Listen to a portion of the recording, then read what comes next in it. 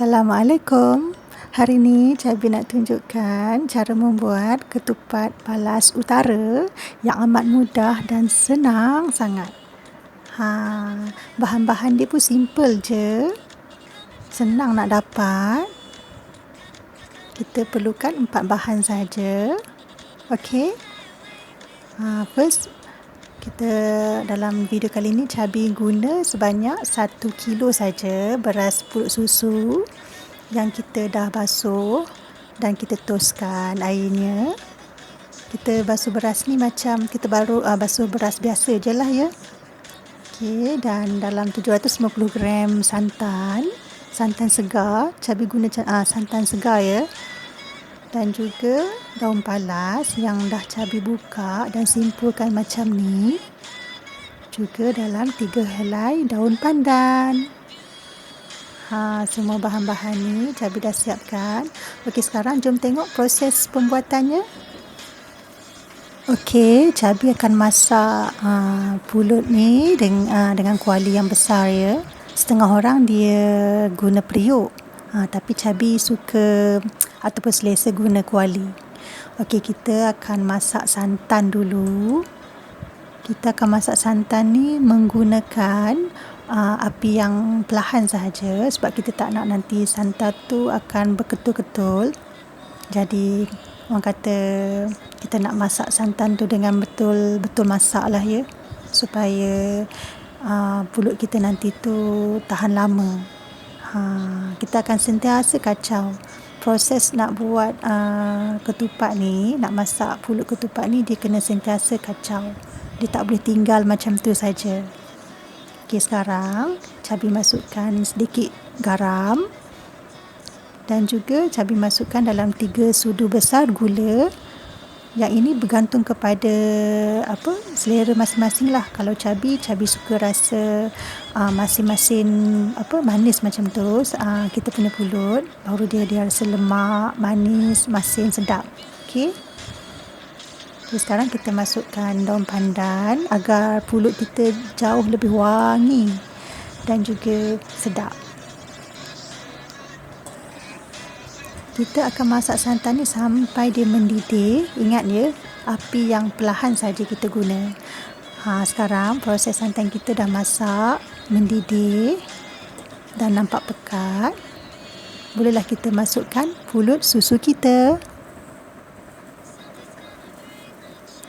Sebenarnya proses untuk masak pulut ketupat ni dia taklah memerlukan masa yang lama, tetapi proses dia ni agak macam kena sabar sikit lah ya. Kena buat perlahan-lahan. Tujuannya adalah untuk kita nak ketupat kita tu tahan lama. Setengah orang dia masak tunggu tak sampai 2 atau 3 sehari 2 hari dah basi kan. Jadi ini berpunca daripada proses permulaan masak pulut tu. Sebab tu penting. Okey, sekarang pulut kita dah masak, dah kering. Sebenarnya kita tak masak sangat pulut ni ya, kita masak separuh masak saja. Sebab lepas ni step kita akan merebus pula. Jadi kita masak separuh masak aja ya. Jangan terlampau masak sebab takut nanti kita nak rebus ketupat kita jadi lembek pula. Bila lembek tu tak sedap lah. Okey, kita nak just nice saja. Okey, sekarang kita dalam proses nak membalut pula. Okey, Cabi akan tunjukkan cara membalut. Mula-mula kita lipat dan bentukkan seperti kelongsong. Macam yang Cabi tunjuk dalam video ni. Kawan-kawan boleh tengok. Di hujung dia pastikan bucu dia tajam dan muncung. Dalam dia macam tu ya. Okey, pulut kita sentiasa kena tutup ya supaya dia tak keras apabila kena angin nanti. Kita ambil sedikit je untuk kita masukkan ke dalam hujung kelongsong tu. Hujung bucu tu pastikan dia padat. Macam tu ya. Okey, dan kita masukkan pulut kita sedikit demi sedikit. Kita tekan-tekan manja je dalam tu. Jangan tekan terlampau kuat sebab kita takut nanti waktu kita nak rebus dia tak masak bahagian dalam tu. Jadi kita tekan-tekan manja je. masukkan sedikit demi sedikit ya. Sebenarnya cara membalut ketupat ni adalah apa Cabi belajar daripada bonda Cabi lah, Mama Cabi sendiri. Mama Cabi lah yang ajar cara nak balut ketupat ni. Terima kasih ya Mama, semoga mendapat pahala di atas segala ilmu yang diturunkan. Amin. Okey, kita penuhkan dalam kerongsong macam ni. Kemudian kawan-kawan boleh tengok cara Cabi melipat. Macam tu. Buat secara perlahan-lahan ya. Dan kita lipat untuk kali kedua. Okey. Dan pusing. Selepas itu step ini kita simpulkan macam tu.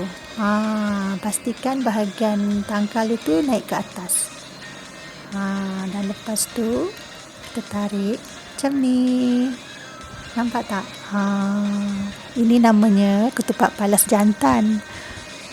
Inilah bentuk dia. Okey, di bahagian hujung ni akan ada nampak lubang kan? Kita akan simpulkan dia untuk tutup bahagian lubang tu. Tujuan dia supaya nanti kita nak rebus, air tak masuk bahagian lubang yang terbuka tu ya. Barulah pulut kita akan masak dengan sempurna. Inilah bentuk dia. Okey. Nampak tak? Senang je sebenarnya. Okey, dah siap dan kita akan buat proses sampai habis lah. Okey, kita dah habis membalut. Okey, inilah bentuknya. Kita akan simpul bahagian bawah dan kita akan potong bahagian bawah, tangkal bawah tu ya. Okey, sekarang dalam proses untuk merebus pula. Okey, Cabi masukkan air. Anggaran dalam tenggelam ketupat kita tu jadilah. Dan kita akan masak sehingga dia masak. Okey. Alhamdulillah, dah pun siap. Inilah bentuk ataupun rupa ketupat palas utara yang senang sangat untuk kawan-kawan buat. Selamat mencuba ya. Ketupat ni kita bolehlah makan dengan serunding, gulai, kari maupun rendang. Anak-anak Cabi tak sabar ni nak makan.